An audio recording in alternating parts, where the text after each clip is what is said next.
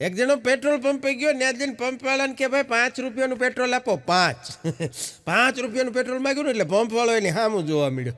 એ કે ભાઈ એટલું બધું પેટ્રોલ લઈને તમારે ક્યાં જવું છે? એ કે જાવું ક્યાંય નથી, આ તો શું આપણને આમ પૈસા ઉડાડવાની ટેવ. એક જણે નવી દુકાન ખોલી એટલે એક ગ્રાહક એની પાસે આવ્યો. આવીને કે ભાઈ નમસ્તે નમસ્તે. એ કે નવી દુકાન ખોલી લાગે? બોલો કે હા નવી, હજી હમણાં અઠવાડિયું થયું ઓપનિંગ કર્યું. એમ કે હા સરસ. શું રાખો છો દુકાનમાં? બોલો કે ઉધાર નથી રાખતા, બાકી બધું રાખીએ. બધું રાખીએ છે. પણ એક દુકાનની વાત નીકળે એટલે યાદ આવ્યું. એક ગ્રાહક આવ્યો, એ કે ઉંદર મારવાની દવા આપો. ઉંદર એટલે દુકાનવાળાને હું પૂછ્યું ને કે કાંઈક કેવો પ્રશ્ન કરવો, એ તો તમે જુઓ. ઓલા પ્રશ્ન કર્યો, એ કે ઘેરે લઈ જાવી છે? ઓલા કીધું ઉંદર મારવાની દવા આપો. એટલે આણે કીધું કે ઘેરે લઈ જાવી છે? ઓલો એ માથાનો ભરેલો, એ કે ના ના હું ઉંદર ભેગો જ લાવ્યો છું ભાઈ, આયા પાઈ દે. કેમ જાણે સોડા પાવા. અગલો મને કહેતો હતો, મને કે ભાઈ ઓનલાઈન પ્રેમમાં પડે ને, મને કે ઓનલાઈન પ્રેમનો એક ફાયદો હું ખબર? મેં કીધું શું? મને કે ઓનલાઈન પ્રેમમાં ખર્ચો નહીં. મેં કીધું કેમ ખર્ચો નહીં? મને કે ઓલી છોકરી ડિમાન્ડ કરે જાનું મારે આઈસ્ક્રીમ ખાવો, કે ઓલો જાનુડો પાછો એ કે આઈસ્ક્રીમનું સ્ટીકર મોકલી દે. એ આઈસ્ક્રીમનું સ્ટીકર છોકરીના વોટ્સએપમાં આવે ને તો છોકરી પાછો રિપ્લાય આપ્યો, ઓ સો યમ્મી. લે કેમ જાણે હવાદ આવી ગયો. વાત સાચી છે ખરેખર. હા પણ અગલાની વાતો જ આવી હોય. હા મને કે વારે તહેવારે છે ને બધા મને કે વોટ્સઅપમાં બધા બહુ એ કે ફૂટી નીકળે યુનિવર્સિટીમાં. હા હોળીમાં એ કે પાણી નહીં બગાડવાનું, દિવાળીમાં ફટાકડા નહીં ફોડવાના, પ્રદૂષણ થાય છે ને, ઉત્તરાયણમાં પતંગ નહીં ઉડાડવાની, પક્ષી મરી જાય છે ને. દર વખતે એ કે આપણે તહેવારમાં બધાને આવા બહુ વાંધા આવે. મને કે આવા વાંધા આવે ને બધાને છે ને મને કે સીટ વગરની સાયકલમાં બેહાડી દેવા જોઈએ. બહુ અઘરો. બજારમાં એક મહિલાના ગળામાંથી હમણાં ચીલ ઝડપથી ચેન કોકે જૂટવી લીધો, ચોરી લીધો, ભાગી ગયો. એટલે ચેન ચોરવા વાળો લઈને વયો ગયો. બીજા દિવસે મહિલા બહુ દુઃખી થઈ. શું કામ ખબર? બીજા દિવસે છાપામાં લખાઈને આવ્યું હતું, એક વૃદ્ધાના ગળામાંથી થયેલી ચીલ ઝડપ. એને ચેન ગયો એનું દુઃખ નહોતું, પણ વૃદ્ધા લખ્યું ને એનું દુઃખ હતું. બોલો. પણ પત્ની છે ને કોઈ દિવસ એની ભૂલ ન સ્વીકારે. અગલો કહેતો તો મને કે પત્ની કોઈ દી એની ભૂલ ન સ્વીકારે, મારા વાળી રોજ એની ભૂલ સ્વીકારે. મેં કીધું હું કઈ સ્વીકારે? મને કે રોજ મને એમ કે તમારે યાર લગ્ન કર્યા ની મારા જીવનની મોટી ભૂલ.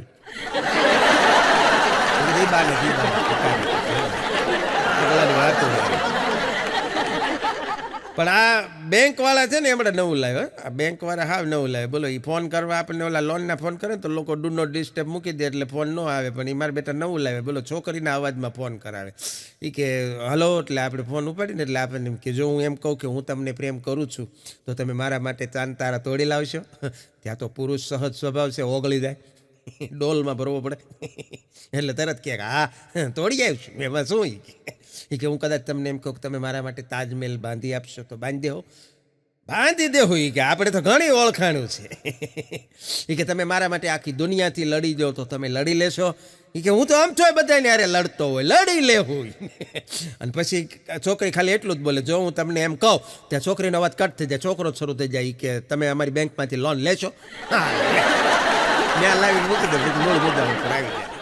હા આવું અઘરું છે. પણ આજે એક ભણેલ ગણેલ છોકરીનું સ્ટેટસ વાંચ્યું હતું. બોલો એને સ્ટેટસમાં લખ્યું હતું કે ન તો હું લગ્ન કરીશ ન તો મારા છોકરાઓને લગ્ન કરવા દઈશ. પણ એક ભાઈને હમણાં સલાહ આપતા હતા મને કે ભાઈ ઘરે મહેમાન આવે ને લાડવા બનાવો ને તો લાડવાની અંદર તમારે કાજુ એકચ્યુઅલમાં નહીં નાખવાના, ખરેખર કાજુ નહીં નાખવાના. કાજુ નાખી આમ ખૂતાડી કાઢી લેવાનું, કાજુ ખૂતાડીને કાઢી લેવાનું. એટલે શું પછી એવો લાડવો તમે મહેમાનને આપો તો મહેમાનને એમ થાય કે નહીં આમાં કાજુ હતો ખરો પણ ડબ્બામાંથી કાઢતી વખતે ક્યાંક પડી ગયો હશે.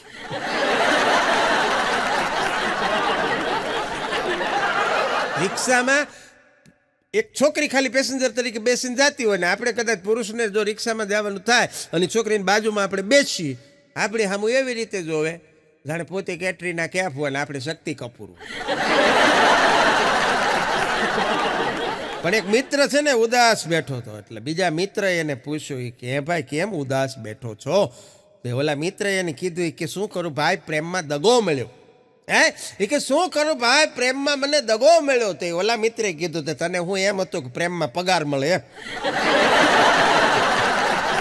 કોઈને પ્રેમ ન કરાય, કોઈને દિલ ન મળે, આ જ મળે. પતિ પત્નીનો ઝઘડો થતો હતો હમણાં ઘરમાં, બે જણા વચ્ચે ઝઘડો થયો. એટલે એની પત્નીએ કીધું કે તમને છે ને, તમને તો નરકમાંય જગ્યા નહીં મળે એમ કીધું ઓલા બેને. ત્યારે એના હસબન્ડે કીધું કે એમ કાંઈ મારે બધી જગ્યાએ કાંઈ તારી હારે આવવું નથી. સમજી ગયા તમે? મજા આવી. આ વીટનો પ્રકાર હતો, સેટાયર પેરોડી વીટ, એમાં વીટનો પ્રકાર હતો. એ કે મારે બધી જગ્યાએ તારી હારે આવવું નથી, તું તો ત્યાં જ જવાની, ફાઇનલ છે એમ. મજા આવે. એક વડીલ હમણાં સિનિયર સિટીઝન, 70-75 વર્ષની ઉંમર હશે, નવી નોકર, એની પાસે મર્સિડીઝ ગાડી લઈને નીકળ્યા. પણ ગાડી લઈને નીકળ્યા એટલે 100ની સ્પીડે હાલ્યા જતા હતા ને. પછી 100ની સ્પીડે હાલ્યા જતા હતા ને પછી એણે ગાડી ચલાવતા જોયું મિરર વ્યૂમાં. એ કે પાછળ પોલીસની ગાડી મારો પીછો કરતી હોય એવું લાગે છે. પોલીસની ગાડી આવતી હતી એટલે આ ભાઈએ સ્પીડ વધારી, 110 થઈ. ગાડી પાછળની ગાડી, પોલીસની ગાડીની સ્પીડ વધી એટલે આણે 120 કરી, 130 થઈ, 150, 160 સુધી ગાડીની સ્પીડ વધારીને પછી ગાડી ચલાવતા એ વડીલને વિચાર આવ્યો એ કે મારી ઉંમર પ્રમાણે હું જે કાર્ય કરી રહ્યો છું એ ખરેખર મારે કરવું ન જોઈએ, મને શોભે નહીં. હા, કારણ કે ઉંમરના એ પડાવ ઉપર હું પહોંચી ગયો છું કે જ્યાં મારે ભક્તિ કરવી કે મસ્તી કરવી, આ મને શોભે નહીં, આ વર્તન ન કરવું જોઈએ મારે આવું. એટલે એણે ધીરેકથી સ્પીડ ઘટાડીને ગાડી સાઈડમાં ઊભી રાખી દીધી. ગાડી સાઈડમાં ઊભી રાખી દીધી એટલે પોલીસની ગાડી પાછળથી એની બાજુમાં આવીને ઊભી રહીને એમાંથી પોલીસે ઉતરીને વડીલને એટલો જ સવાલ કર્યો એ કે મને ખાલી એક એવું વ્યાજબી કારણ આપી દો એટલી બધી સ્પીડમાં ગાડી ચલાવવાનું કે જે મેં મારી જિંદગીમાં કોઈ દી સાંભળ્યું ન હોય, હું તમને જવા દઈશ. હા, ખરેખર કે આની કાકાએ જે જવાબ આપ્યો છે એ કે ભાઈ એમાં એવું થયું ને એ કે આજથી 10 વર્ષ પહેલાં મારી પત્ની એક પોલીસવાળા હારે ભાગી ગઈ હતી. મને એમ થયું કે તું પાછી દેવા આવે છે. પણ સિટી બસમાં આરામથી 2 પગ ઉપર પગ ચડાવી અને જ્યાં બેઠો તો અને ત્યાં એક ખૂબ સરસ મહિલાએ આવીને કીધું કે હે મિસ્ટર, ઊભા થાવ, આ મહિલા માટેની સીટ છે એમ કીધું. એટલે એ ભાઈ કે હું ઊભો તો થઈ ગયો, પણ ઊભો થઈને પછી મેં એ બેનને એમ કીધું કે આ તો તમે કીધું કે મહિલા માટેની સીટ છે, હું ઊભો થઈ ગયો, પણ હું તો તમને છોકરી ધારતો હતો. કસમથી બોલો, આખા રસ્તે સીટ ખાલી ગઈ બેઠી. પણ અગો એની ઘરવાળી જોડે શોપિંગ કરવા માટે ગયો, મોલમાં શોપિંગ કરવા માટે ગયો અને ત્યાં શોપિંગ કરીને નીચે આવ્યા પાર્કિંગમાં તો એની દુકાને આવતા 2 એના કસ્ટમર ડૉક્ટર ગ્રાહકો એને મળી ગયા, ડૉક્ટર શાહ સાહેબ ને ડૉક્ટર મહેતા સાહેબ. ડૉક્ટર શાહ સાહેબ હતા એ ગાયનેકોલોજિસ્ટ હતા, ડૉક્ટર મહેતા સાહેબ હતા એ રેડિયોલોજિસ્ટ હતા. એટલે ડૉક્ટર શાહ સાહેબે અને મહેતા સાહેબને મળી અને અગાઈએ એની પત્નીનો પરિચય કરાવ્યો. એ કે આમ જો આ છે ને એ ડૉક્ટર શાહ સાહેબ છે, એ ગાયનેકોલોજિસ્ટ છે, અને આર્યા એ ડૉક્ટર મહેતા સાહેબ છે, એ રેડિયોલોજિસ્ટ છે. એટલે અગાઈને ઘરવાળીએ હળક દઈને પૂછ્યું ગાયનેકોલોજિસ્ટને, એ કે એ સાહેબ આપણે ગાયને રોટલી નાખી દઈએ તો એ આપણા આંગણેથી પછી જાય નહીં, તો એનું શું કરવાનું? હજી તો આ સાહેબને પ્રશ્ન પૂછે, જવાબ આપે ન આપે. એ પેલા રેડિયોલોજિસ્ટની સામું જોઈને કે સાહેબ તમે રેડિયોલોજિસ્ટ? કે હા. તો એ કે તમે જૂના રેડિયા રિપેર કરો કે નવા આપો છો? ખરેખર ફ્રેન્ડ અને વાઇફ આમાં શું ફેર? એમ જણાને પૂછ્યું કે ફ્રેન્ડ અને વાઇફ આ 2 શબ્દમાં ફેર શું? એટલે એને જવાબ આપ્યો કે ફ્રેન્ડને આપણે એમ કહી શકીએ કે તું મારો બેસ્ટમાં બેસ્ટ ફ્રેન્ડ છો અથવા તું મારી બેસ્ટમાં બેસ્ટ ફ્રેન્ડ છો. વાઇફને આવું ન કહેવાય, બેસ્ટમાં બેસ્ટ એક જ. હા, પણ છોકરો એની મમ્મીને કહેતો હતો એ કે મમ્મી ચાલો આપણે એક ગેમ રમીએ. એની મમ્મી કે બોલ શું રમવું છે? એ કે ચાલો હું તમને પૂછું મારી મુઠ્ઠીમાં શું છે, તમે જવાબ આપો. એની મમ્મી કે તારી મુઠ્ઠીમાં ચોકલેટ. તો છોકરાએ આમ કીધું કે હા ચોકલેટ તું સાચી. પછી એની મમ્મી કે ચાલ હવે હું પૂછું તું મને જવાબ દે. એની મમ્મી આમ મુઠ્ઠી રાખીને પૂછ્યું કે બોલ મારી મુઠ્ઠીમાં શું છે? છોકરો આમ માથું કંજવારીને કે મારા પપ્પા. વળ્યો કીધું તું તો સાચું. એક જણો પાનના ગલ્લે ઊભો ઊભો હમણાં ફાકે ચડી ગયો. બોલો, પાનના ગલ્લે ઊભો ઊભો ફાકા મારતો હતી કે મોદીએ ખાતાની વેચણી કરીને એમાં બહુ ભૂલ કરી કે આ ખાતું આને આપ્યું ને એ આને આપવાની જરૂર હતી, આ ખાતું આને આપ્યું એ આને આપવાની જરૂર હતી. એટલે દુકાનવાળાએ કીધું કે ભાઈ પહેલાં તારું ખાતું છે ને ઉધારનું એ સુખતે કરી દે, નકર મારે તારા બાપુજીને આપવું પડશે. મજા. છોકરી કહેતી હતી દુકાને જઈને ફ્રૂટવાળાની, એ કે ભાઈ એપલનો શું ભાવ છે? બહુ ભણી જાય ને પછી થોડીક તકલીફ આ થાય. એ કે ભાઈ આ એપલનો શું ભાવ છે? દુકાનવાળો કે બેન 100 રૂપિયાના 10. કે ઓહો હો બહુ મોંઘા છે. એને એમ કે હું બાર્ગેનિંગ કરું, કંઈક વ્યાજબી રાખો. દુકાનવાળાએ કીધું કે તો પછી 80 રૂપિયાના 8 લઈ જાઓ. એ કે હા તો બરોબર લો. સમજાવું નહીં આ કેમ છે. નથી એક બેન ટીવી લેવા ગયા કે આ ટીવીનો શું ભાવ છે ભાઈ? કે ટીવીનું 55,000 રૂપિયા. પણ તો ટીવીમાં એવી ખાસિયત શું છે? એટલે દુકાનવાળે કીધું બેન આ ટીવીમાં એવી ખાસિયત છે કે લાઇટ વહી જાય એટલે એની જાતે બંધ થઈ જાય. બે બેનપણીઓ ભેગી થાય ને સાહેબ, બે બેનપણીઓ ઘણા દિવસે, એટલે એના રિએક્શન કેવા હોય? જો એક તરત બીજીને કે લે આય હાય તો એ કે કેટલી જાડી થઈ ગઈ છે. આ જ હોય. હા, અને જો ભાઈબંધ ઘણા સમયે ભેગા થાય તો તરત પૂછે લે તું હજી જીવે છો? પણ આપણું દાંપત્ય જીવન છે ને સાહેબ, દાંપત્ય જીવન એવું હોવું જોઈએ. હા, નાની એવી વાત છે પણ કરોડ રૂપિયાની વાત. હા, આપણું દાંપત્ય જીવન એવું હોવું જોઈએ કે આપણે સંતાનોને પણ લગ્ન કરવાની ઈચ્છા થાય. કારણ કે એ તો એનું અનુકરણ કરે. નાનપણથી એટલા બધા લગ્ન નામના શબ્દથી ડરી જતા હોય અમુક. હા, એક બેન તો છોકરાને વાહમાં ધબ્બા માર્યા જતા હતા. એ કે સુધરી જા નકર તારા બાપા જેવું થાય. ઓલો કે હું લગ્ન જ નહીં કરું. કારણ કે બાપાની એને જે જોયું છે. પણ બહુ હકીકત છે કે જિંદગી છે ને સાહેબ એ એવી છે કે ઘણા લોકો યાદ રાખો ને જિંદગી લડાઈ આપણે સાથે, લગ્નની વાત કરું છું ત્યારે, કે જિંદગીની લડાઈ બંને સાથે મળીને લડવાની. જિંદગીની આ લડાઈ લગ્ન શા માટે થાય છે? કે બંને સાથે મળી અને જીવનની લડાઈ લડવાની છે. બંને એકબીજા સાથે લડવાનું નથી. હા યાદ. ટીચરે એમણે વર્ગમાં પૂછ્યું વિદ્યાર્થીઓને, એક છોકરાને ઊભો કર્યો કે ઊભો થાજો. એ છોકરો અઘરો ઊભો થયો કે ફળના નામ બોલ. એટલે છોકરાએ કીધું કે કેરી, કેળા, ચીકુ, દાડમ, જમરૂક, આટલું બોલ્યો. પછી મેડમે કીધું એ કે બીજું? એ કે બસ બીજું શાંતિ. કે આપણે તો પરમાત્માની દયા છે, તમે કયો? એ કે તમારે શું છે? પતિએ કીધું પત્નીને એ કે પિયરમાં તું લગ્ન પહેલાં તારા ઘરે રહેતી ત્યારે તારું ત્યાં હુલામણું નામ હોય ને, દીકરીઓને નામ હોય. એ કે તારું શું હુલામણું નામ હતું તારા ઘરે, તારા બાપુજી ત્યાં? ત્યારે એ બેને કીધું એ કે મારું નામ હતું ગુડ્ડી. એટલે ઓલાએ હળવેકથી નિશાસો નાખીને કીધું એ કે કેવા ભોળા છે મારા સાસરિયાવાળા. તે એ ગુંડીને ગુડ્ડી કહેતા. ઇંગ્લિશ મીડિયમનો ક્રેઝ એટલો છે કે માતા પિતાને, વાલીઓને, જોકે સૌની પોતાની વિચારધારા છે, પણ બાળકોને ઇંગ્લિશ મીડિયમમાં ભણાવતા વાલીમાં ખરેખર ઇંગ્લિશનું કોઈ કલ્ચર હોય નહીં. એટલે એવો ડખો થાય છે કે હવે તો ગુજરાતી બેનું છોકરા ઇંગ્લિશ મીડિયમમાં ભણે ને પછી પોતે એટલું ઇંગ્લિશ બોલતા થયા ને જ્યાં ત્યાં ઇંગ્લિશ પરાણે ઘુસાડે. હમણાં તો બે બહેનોને વાત કરતા સાંભળી ગયો. બોલો, એક બેન બીજા બેનને કહેતા હતા એ કે હાલેલી મારે બહુ મોડું થાય છે, હજી તો મારે એ કે ઘરે ઠામ્સ ઉટકવાના બાકી છે.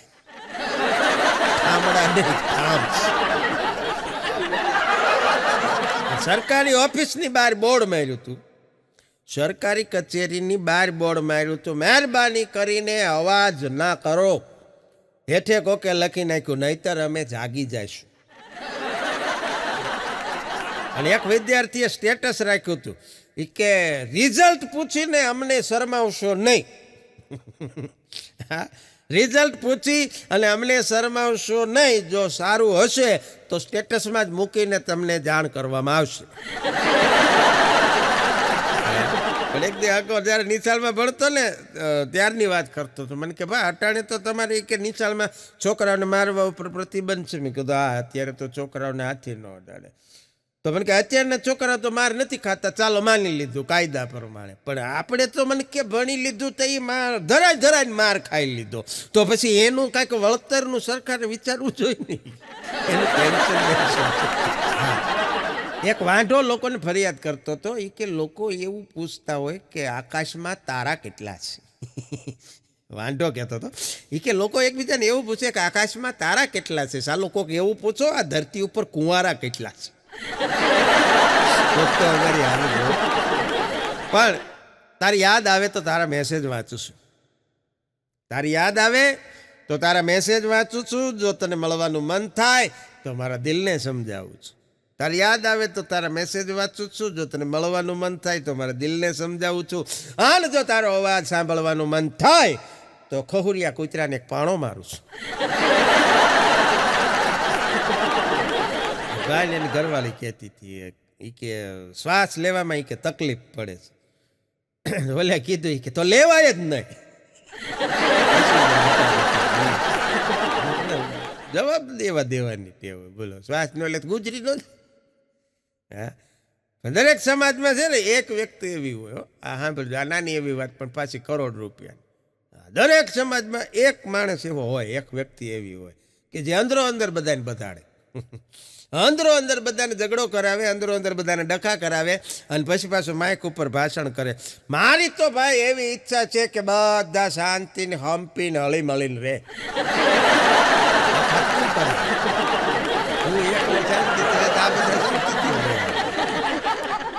પણ પપ્પાએ હમણાં એને છોકરાને કીધું કે બેટા 2 પથારી કેમ કરી. છોકરાને જવાબ સાંભળજો. એ કે પપ્પા 2 મહેમાન આવવાના છે ને. એ કે કોણ આવવાનું છે. એ કે મમ્મીના ભાઈ આવવાના છે ને મારા મામા આવવાના છે. એને પપ્પાએ કીધું તો 3 કર. કા? એ કે મારો હાળોય આવવાનો છે. એકલો છે. લીલું હોય તો આદુન હુકાઈ જાય તો હું આમાં ફેર શું છે. હા, પણ પથારી કરાવી એમ. અને પથારી મજાની છે, કારણ કે આપણી પથારી આપણા જ ફેરવે. બીજાને ખબર જ ન હોય ને આપણે ક્યાં પથારી કરી છે. છોકરીએ પ્રશ્ન કર્યો એની મમ્મીને લેસન કરતા કરતા. એ કે ઇંગ્લિશનું ગુજરાતી પૂછ્યું તો એ કે મમ્મી આઈ એમ મેડ આનો મતલબ શું થાય. હા, એ કે મમ્મી આઈ એમ મેડ એનો મતલબ શું થાય. એને મમ્મી કે હું ગાંડી છું. એ કે એ તો મને પપ્પાને બેયને ખબર છે. આનો મતલબ શું એનો જવાબ. ટ્રકની પાછળ લખ્યું હતું, ખટારાની પાછળ લખ્યું હતું ફેરા માટે મળો. એક જણો કે ભાઈ 4 ફેરા ફેરવવા છે. એ કે ફેરવી દે. માર્યો. એ કે શું કામ માર્યો એ ન ખબર. ડ્રાઈવરે માર્યો. એ કે હજી હું બાકી છું, તારા ફેરા ક્યાંથી. પણ એક બેને ફોન કર્યો એમ્બ્યુલન્સ બોલાવવા માટે. એટલે એમ્બ્યુલન્સ બોલાવવા માટે ફોન કર્યો ને એટલે ત્યાંથી ઓપરેટરે કીધું કે તમને શું તકલીફ થઈ છે, એમ્બ્યુલન્સની જરૂર પડી. એ બેન કે કાંઈ નહીં, હું હાલી જતી હતી ને અમારા ઘરમાં, એટલે મારો પગ છે ને એ ટેબલ આરે ભટકાણો, એમાં મારી આંગળી મવડાઈ ગઈ. એ કે આટલી નાની વાતમાં તમારે એમ્બ્યુલન્સની જરૂર પડી ગઈ. એ બેન કે નહીં, મારા પતિ માટે છે, મારા માટે નથી. એને દાંત શું કામ કાઢવા જોઈએ. મારો ભટકાણો, એમાં એને દાંત કાઢ્યા, એમાં આને એને એમ્બ્યુલન્સ. પણ મજાનું છે સાહેબ. 2 બેનપણીઓ કહેતી હતી, હમણાં વાતો કરતી હતી પોતાના પતિની ભૂલી જવાની બીમારી વિશે. 2 બેનપણીઓ વાતો કરતી હતી. એટલે એક કીધી હતી મારા પતિ છે ને એ કે હાવ ભૂલકણા છે. એ કે મારા પતિ છે ને હાવ ભૂલકણા છે. એ કે બોલો બજારમાં એ કે અમે 2 હારે શાક લેવા ગયા, મને ભૂલીને ઘરે આવતા રહ્યા. બીજી બેનપણીએ કીધું કે આ તો કાંઈ નથી. મારા પતિ કે એક દી સાંજે પાનની દુકાને પાન લેવા ગયા, ત્યાંથી સરસ ગુલકંદ વાળું મસાલાવાળું પાન લીધું, લાવીને પાનને બેડ ઉપર હુરાવ્યું, પોતે બારીમાંથી બહાર કૂદી ગયા. આટલા બધા ભૂલા કર્યા.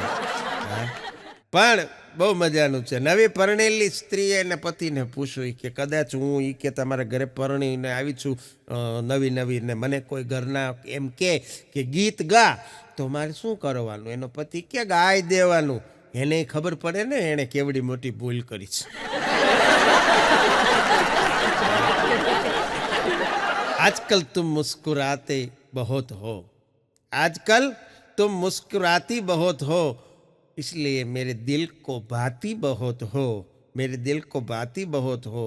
दिल करता है ले जाऊं तुम्हें डिनर पर, दिल करता है ले जाऊं तुम्हें डिनर पर सुना है तुम खाती बहुत हो। ખાતા નહીં તેને લઈ ગયો ને પત્નીને તે કઢી હતી, બાસુંદી નહીં હતું, કઢી હતી, બે હતી કે ખાતા નહીં કે બાસુંદી ખાટી છે એને વળી એક લાફ માર્યો એ કે કઢી છે બાસુંદી હતી. પણ આવી નાની નાની વાતો, હાસ્યની વાતો જે મને ને તમને હસવા માટે મજબૂર કરે, હાસ્યની વાતો જીવનમાં આપણને ખૂબ કામ લાગે, સ્ટ્રેસ ઘટાડે. કારણ કે હાસ્ય એ જીવનનો એવો એક વળાંક છે કે જે બીજા અનેક વળાંકોને સીધા કરી દેવાની ત્રેવડ ધરાવે છે. હાસ્યની અંદર એ તાકાત છે કે જે જીવનના બીજા વળાંકોને પણ પોતે સીધા કરી શકે. એ તાકાત ભલામણ હાસ્યની અંદર છે. અને આવી અવનવી હાસ્યની વાતો. જાણે તો પહેલી વખત એક જણો એની પત્નીને લઈ ગયેલો હોટલમાં, ટીશ્યુ પેપર મોઢામાં કે ખાતા નહીં, કાંઈ કે મેં સાયકું તે મોડું બહુ લાગે. ખરેખર આમાં કોઈ ટીકા કરવાની આપણા દેશની કાંઈ કે એવી કોઈ વાત નથી, પણ ખાલી આખા વિશ્વના તમામ દેશો છે ને, 200 જેટલા દેશ છે, એમાં ભારત જ એક એવો દેશ છે કે જ્યાં સાહેબ દિવાલ ઉપર લખીને કહેવું પડે છે કે દિવાલ ઉપર લખવું નહીં. દુનિયાના બીજા કોઈ દેશમાં આવી સિસ્ટમ નથી. આમાં કોઈ ટીકાની વાત નથી. આપણે બધાએ સ્વીકારવું રહ્યું કે દિવાલ ઉપર લખીને મેસેજ આપવો પડે છે કે દિવાલ ઉપર લખવું નહીં. બગીચામાં લખવું પડે છે કે અહીંયા કોઈએ ફૂલ છોડ તોડવા નહીં. અને બીજી ઘણી બધી સૂચના હોય છે. મારે શું વધારે તમને કહેવાય, તમે બધા ખૂબ સમજદાર છો. એ દેશમાં આપણે રહી છીએ સાહેબ. અને તકલીફ ક્યાં છે પાછી કે આપણે આપણા દેશમાં આ તમામ નિયમો નથી પાળવા. પરદેશમાં જાય તો આપણે જ તરત એ તમામ રૂલ્સને ફોલો કરીએ છીએ. કારણ કે ત્યાં દંડ એવડા થાય, ત્યાં સજા એવડી થાય છે. ના આપણું છે ને હાલે છે એટલે હાલવા દઈએ છે. બાકી હમણાં એક છોકરી રસ પીવા માટે ઉનાળાનો સમય શેરડીનો હંચો હાલે ન્યા ગઈ. બોલો, ન્યા જઈને એને કીધું કે ભાઈ ગ્લાસ શેરડીનો રસ આપો ને. એટલે દુકાનવાળા રસ ભરતો હતો ને કે પ્લીઝ એમાં જો એમાં ખાંડ ઓછી નાખજો હોય કે ખાંડ એમાં બાય ડિફોલ્ટ આવે, ઉપરથી ન નાખવાનું. કોને ખબર છોકરીઓ હું સવાલ કરે હું જવાબ કરે. એક બેને તો ફોન કર્યો, બોલો દુકાને, ફર્નિચર વાળાની દુકાને. એ કે ફર્નિચર રાખો છો બધી જ પ્રકારનું? કે આ બધી જ પ્રકારનું રાખી. બારી રાખો? કે આ બારી હોય બધી પ્રકારની રાખી. તો એ કે તમારે કઈ બારી જોઈ? એ કે છટક બારી છે. લાકડાની બારી, સ્ટીલની બારી પડતી મૂકે છટક બારી. ખરેખર માણસને છટકવાની છે ને એટલી આદત પડી ગઈ છે જ્યાં જવાબદારી આવે છે ત્યાંથી. કારણ કે જીવનમાં ક્યાં ટકવું, ક્યાં અટકવું અને ક્યારે છટકવું, આ ત્રણેય વસ્તુની ખબર પડી જાય ને તો કોઈ દી લટકવું ન પડે. અમુક જગ્યાએથી છટકવામાં જ મજા હોય. ત્યાં બેઠું ન રહેવાય. ધીંગાણું હાલતું હોય, બટા જેઠી બોલતી હોય ત્યાંથી પછી છટકાય. કારણ વગરના ઓલા નામ લખી જાય વળી એને જુબાની દેવા તો જવું ને. અને કદાચ કોઈ મુશ્કેલીમાં હોય તો એને એક માણસ તરીકે આપણી સૌની ફરજ છે કે આપણે એને મુશ્કેલીના સમયે મદદરૂપ થવું જોઈએ. બાકી બહુ અઘરું છે જીવનમાં. જ્યાં દ્રષ્ટિ કરો ત્યાંથી હાસ્ય મળી જતા હોય. પણ એક ખૂબ સુંદર મજાનો એક નાનો છે કે અરમાન જિંદગીના પૂરા થાય તો ઘણું છે. અરમાન જિંદગીના પૂરા થાય તો ઘણું છે. ને બે ચાર કામ જો સારા થાય તો ઘણું છે. લવલેશ ડર નથી મોતનો મુજને, લવલેશ ડર નથી મોતનો મુજને, બસ એક ઇજ્જતનું કફન ઓઢીને મરાય તો ઘણું છે. આમાં મરવું એ અઘરું છે. ને હમણાં એક સ્મશાન યાત્રા નીકળતી, સ્મશાન યાત્રામાં એ બહુ લાંબી સ્મશાન યાત્રા, એટલી બધી લાંબી ને તો એક જણો નીકળે કોઈક મોટું માણસ ગુજરી ગયું લાગે. નગર આટલા બધા માણસો થોડા હોય. એણે કોઈકને પૂછ્યું હતી કે ભાઈ મને ખબર નથી કે આગળ જાઓ. તે બોલ્યો થોડેક આગળ જઈને પૂછ્યું કે ભાઈ કોણ ગુજરી ગયું? એ કે મને ખબર નથી કે આગળ જાઓ. એમ કરતાં કરતાં જેણે ઠેઠ શમશાન નનામી તોપી હતી ને ન્યા પોગી ગયો. એટલે ન્યા જઈને પૂછ્યું કે ભાઈ કોણ ગુજરી ગયો? બોલો કે મારા વાઈફ ગુજરી ગયા છે. કે કેમ કરતા ગુજરી ગયા? એ કે આગળ જો ઓલો કૂતરો હાલ્યો જાય છે. એ કે હા. એ કે કવડી ગયો એટલે ગુજરી ગયા. બોલો યાર વાર હાલ્યો જતો તો શ્રી રામ શ્રી રામ કરતો કરતો પછી હળુકદન કે આ કૂતરો મને દેહો. બોલો કે વાહે વયો જા. હાલ નીકળી ગયા વાય ન દે. પણ આવું જીવન નથી સાહેબ. જીવન કેવું હોવું જોઈએ કે જીવન એવું જીવો જબ તુમ આયો જગત મેં જગ હસે અને તુમ રોય, પણ એસી કરની કર ચલો કે આપ હસો અને જગ રોય. આ તમે આવો ત્યારે જગત આખું દાંત કાઢતું હોય, બાબો આવ્યો, મૂનો આવ્યો, હા છોકરો આવ્યો, જગત આખું દાંત કાઢતું હોય ને આવનાર છે બાળક છે એ પોતે રડતું હોય. પણ એવું જીવન જીવીને જાઓ કે તમે જાઓ ત્યારે તમારી પાછળ આખું જગત રડે. હવે જગત કાંઈ એમનામ તો રડે નહીં. હા તમે જાઓ એમાં જગતને શું ફેર પડે? પણ જગતને જો રડાવતા જાવું હોય તો એક નાનકડી એવી સોનેરી સલાહ એ છે કે જેટલા પાણીથી મળે એટલા પાણીથી ઉછીના લઈ લો. તમે નહીં જાઓ એ હાટું તમને માંદા પડશો તો એ ભગવાનને દુઆ કરશે કે આને જો સારો થઈ. હા, કારણ કે આ ઇમ્પોર્ટેડ ગાડીઓમાં બધી મોટી 50 લાખની 60 લાખની કરોડ રૂપિયાની ગાડીઓમાં આટલી મોટી એરબેગ્સ કંપનીવાળા એ હાટું તો આપે છે. શું કા તમે ગુજરી જાઓ એનાથી કંપનીને કાંઈ ફેર નથી પડતો, પણ હપ્તા ભર્યા વગરના ન ગુજરી જવા જોઈએ. એટલે દુનિયા કેટલી સ્વાર્થથી ભરેલી છે ભલામણા. હા, આવી સ્વાર્થની ભરેલી દુનિયામાં મારે ને તમારે જીવવાનું છે. જીવન તમારું ને મારું બહુ ટૂંકું છે સાહેબ. કોઈને ખબર નથી જિંદગીમાં કયો કોનો ફોન છેલ્લો ફોન બની જાય. હા, અને એવા સમયની અંદર હું ને તમે જીવીએ છીએ ત્યારે આપણી પાસે એક જ અપેક્ષા છે, કાયમના માટે હસતા રહ્યો, હસાવતા રહ્યો, વ્યસ્ત રહ્યો, મસ્ત રહ્યો અને તંદુરસ્ત રહ્યો. આપ સૌએ આજના કાર્યક્રમમાં ખૂબ મન ભરી અને શાંતિથી મને માણ્યો, સાંભળ્યો એ બદલ આપ સૌનો, ગુજરાતની તમામ હાસ્યપ્રેમી જનતાનો હતા કે ખૂબ ખૂબ આભાર, ધન્યવાદ. જય હિન્દ, જય ભારત.